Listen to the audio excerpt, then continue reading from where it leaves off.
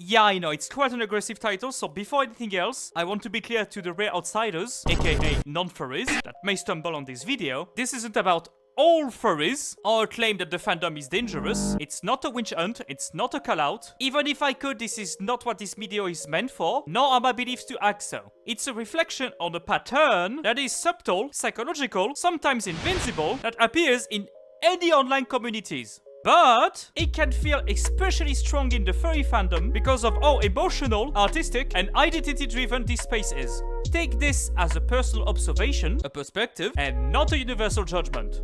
Okay, now let's talk about emotional abuse in the furry fandom. Not in the explicit kink sense, but in the social, psychological one. The kind that creeps into DMs, Discord servers, micro-communities, circle of friends, and slowly turns connection into control. But first, why is the furry fandom vulnerable to emotional power dynamics? Well, the fandom is built on vulnerability. Yeah, I'm quite direct. People come here to express identity, to escape judgment, to feel understood and to find a community, while exploring and discovering parts of themselves they can't express elsewhere. And when a community becomes a refuge, some people will enter it already fragile, maybe lonely, isolated from the outside world, and reality, may be traumatized by past experience or various things. However, they will crave validation from others, from us, furries. They will be looking for the said warmth of the furry community that we spread all the time, to find someone who finally gets them. And this openness is beautiful, don't get me wrong, but it also creates an environment where emotional influence can form fast, as already said previously. Personas amplify it, art amplifies it, affectionate language amplifies it,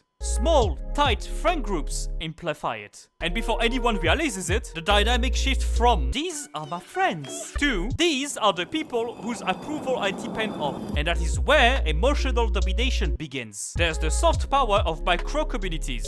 Every fandom has small groups, but the furry fandom thrives on micro-communities. A Telegram chat with 20 people, a Discord server with 50 persons, a little click on VR chat, a private fur meet, a circle around a well-known and liked fursuiter. These groups are powerful because they become echo chambers of identity, values, and belonging. Inside them, one person or a few can slowly accumulate emotional authority. They decide who's cool enough to stay. They define what's the group's tone and humor. They set the moral standards of the micro-community. They become the emotional temperature of the room. In military fashion, platoon leaders. And because the group is small, tight, and affectionate, their approval becomes currency. People change how they act, speak, joke, draw, or express themselves just to avoid displeasing the group. Not because anyone said obey me, but because losing a group feels like losing the only safe place you have. And that is soft domination. Subtle, psychological, and often unintentional. And at some point, this is where parasocial emotion joins the chat, with the silent power of popularity. Spaces warp social perception. If someone has a great persona, strong art, a popular fursuit, charisma, an attractive avatar, or even just a consistent presence, they automatically gain emotional weight in a room. Some people listen to them differently, while others defer to their opinions. A bunch fear upsetting them, and a handful compete for their approval. This isn't their fault. This is how human psychology works. But what if someone with soft social power uses silence, moodiness, affection withdrawal, or sarcasm to control others emotionally? Suddenly, the social parasite becomes a puppet string. Not obvious, not dramatic, but persistent. A raised eyebrow becomes a warning. A vague tweet becomes a threat. An event where you're not invited feels like punishment. A blocked user means execution.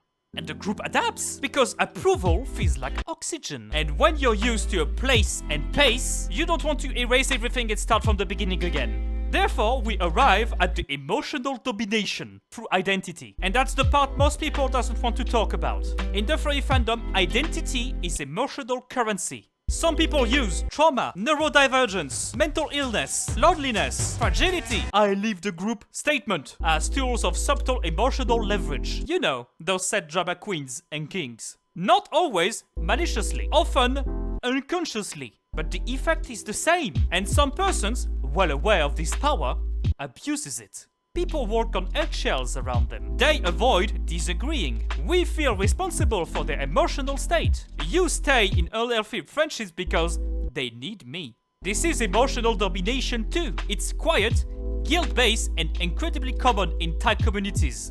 Especially fandom, therefore the furry fandom too, filled with young people who haven't yet learned emotional boundaries. We can say it's a cult without the cult. Because, let's be honest, you don't need a robe, you don't need a leader, you don't need a ritual to create cult dynamics. You just need isolation, emotional dependency, social pressure, fear of exclusion, a charismatic or powerful figure, and a common enemy. And in furry micro-communities, it looks like this. We don't talk to them anymore. They're problematic. He's weird, stay away. She left the group, stay away from her. They are not real furries. We decide who belongs here. And it will never be presented as control. It's going to be loyalty, it's going to be safety, or protecting the group. But the effect is the same. Group cohesion becomes more important than individual well-being. Leaving feels like betrayal. Questioning feels like disrespect. And dissent feels like dangerous. And once that happens, it's not a community anymore. It is emotional ownership. So, what are the steps for breaking the spell?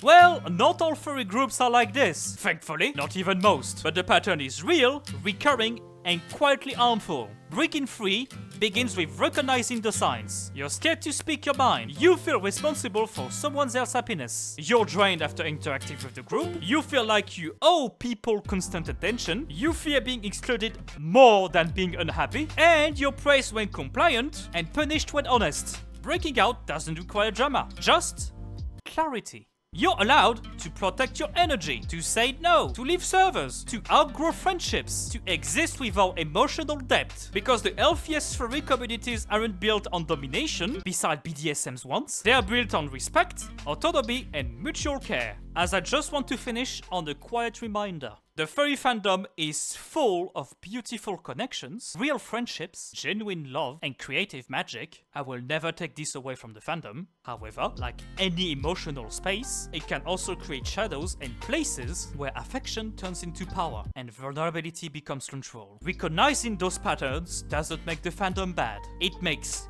you wiser.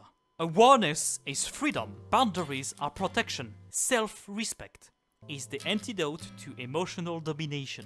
No human should feel owned, and no furry should fear being enslaved by emotions. Well, thank you for listening. Let me know what you think in the comments. I know it's quite a complicated subject, so I'll be more than happy to hear your opinions. I try to answer to most of the comments. And in any case, have a good day, have a good night, stay safe, see you all soon. Bye!